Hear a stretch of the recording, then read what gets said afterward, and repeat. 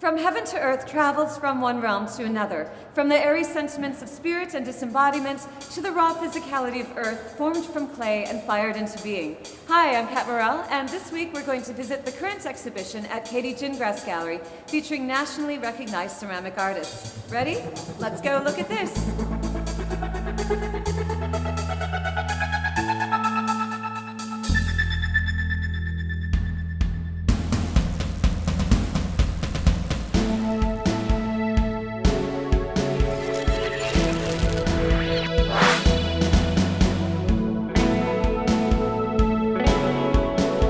Raasch is a Milwaukee-based sculptor who takes the sensory experiences of nature, things like walking through trees and sun, digging in earth among mushrooms and moss, as inspiration for his figurative forms. Pieces like Home is Where the Heart Is seem as though they're grown from the earth. This kingly creature looks as though he comes from a place deep in the woods, a fairy tale prince of an ancestral, eternal home made of hewn stones and decorated with the flora of the land. While many of the artists in From Heaven to Earth make objects that draw from gossamer or delicate visions, James Errands is hard-edged and geometric, with adamantly strong shots of color and purely abstract shapes.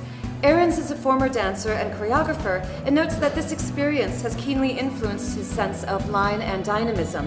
There's a precision in his bold forms and their decisive edges, but also the biological mystery of the body, as though investigating unseen forms of physical life that are expanded into visible webs of life. Bennet Bean says, "Earthenware is at the center of what I do, but don't let the term earthenware fool you. His sculptural objects take on heavenly, luminous patinas of gold, shimmering in reflective light." Bean also makes rugs inspired by visits to Nepal and sometimes paints, but the broad scope of his compositional practice embraces the fluctuating sense of interior and exterior on these three-dimensional works. Geometric patterns decorate exteriors. In some places, the surface seems almost like a watery landscape painting, while the richly gilded interiors coyly turn inside out.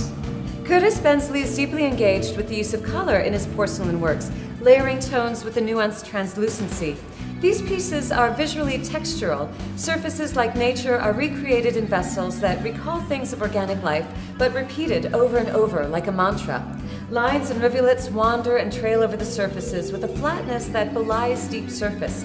Your eyes skim over the surface of these objects, and your fingers will want to as well. Margaret Haydon's recent work draws upon nature, but in specific reference to the sturgeon. It is more than a decorative motif, but presented as an animal that is ancient and endangered.